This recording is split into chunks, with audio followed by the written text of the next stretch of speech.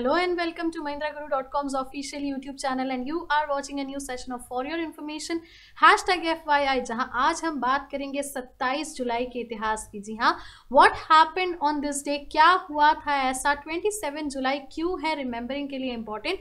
Let's look upon two the events of 27 जुलाई। तो सबसे पहले अगर हम बात करें 27 जुलाई के इवेंट की, तो ये रहा हमारे सामने।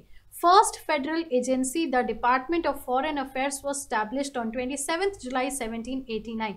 So इस वजह से कहीं ना कहीं ये डे इंपॉर्टेंट हो जाता है क्योंकि 1789 ही वो वर्ष था, वो दिन था जब फर्स्ट फेडरल एजेंसी को स्टैब्लिश किया गया था फॉरेन अफेयर्स के मेंटेनेंस के लिए।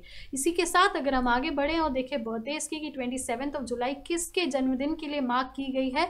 सो we have a very renowned personality, John T Rhodes. Yes, 1969 was the year, 27 July was the date John T Rhodes was born. और जॉन टी रोड्स की अगर हम बात करें तो साउथ अफ्रीकन क्रिकेटर, बिल्कुल जाने माने क्रिकेटर, जो अपनी फील्डिंग के लिए बिल्कुल अपना नाम उन्होंने सबके बीच में कीर्तिमान बनाया। सो एक बहुत ही महान फील्डर के रूप में इनकी पहचान बनी हुई है। South African batsman John T Rhodes, born on 27 July on the very same year, that is 1969।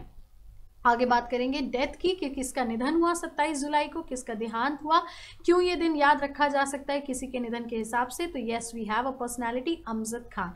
Photograph देख के ही आपने रिकॉग्नाइज कर लिया होगा, वेरी रिनाउंड बॉलीवुड एक्टर। उनका निधन हुआ था 27 जुलाई 1992 में। आगे बात करें नेक्स्ट पर्सनालिटी की, so we have Bob Hope. अब बॉब होप कौन है? 2003 में जिनका देहांत हुआ, निधन हुआ, वे एक जाने माने अमेरिकन कॉमेडियन थे। सो कहीं ना कहीं उनका सोशल और कल्चरल अपीयरेंस उनको इंपॉर्टेंट बना देता है। अब एसएससी एमटीएस की प्रिपरेशंस के लिए एफवाईआई क्वेश्चन बैंक आपको डेफिनेटली हेल्प करता है, बूस्ट करता है प्रिपरेशंस को। तो चलिए देखते हैं आज के 10 नए questions of the FYI question bank. Here comes the first question.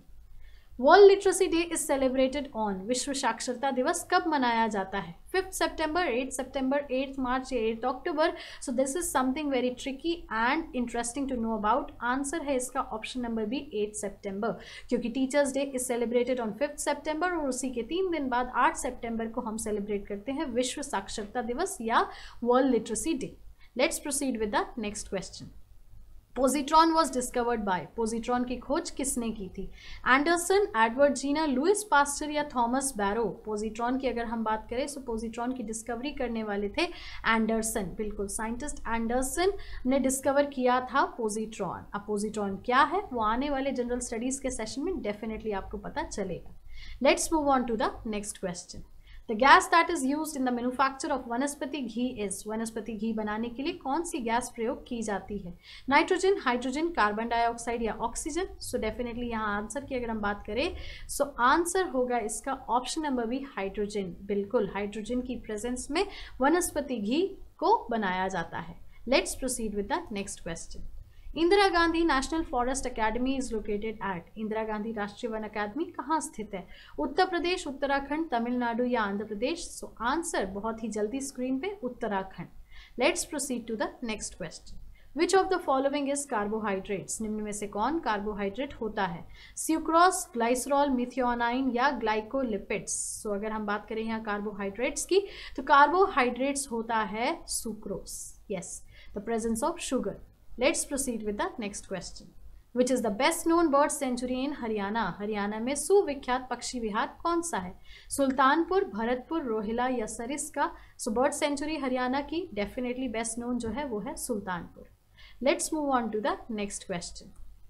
Brass is made of, पीतल किससे बनता है? Tin and lead, copper and tin, copper and zinc, copper, tin and zinc? तो ब्रास एक अलॉय है, बिल्कुल पीतल एक अलॉय है और वो किन किन धातुओं से मिलकर बनाया जाता है?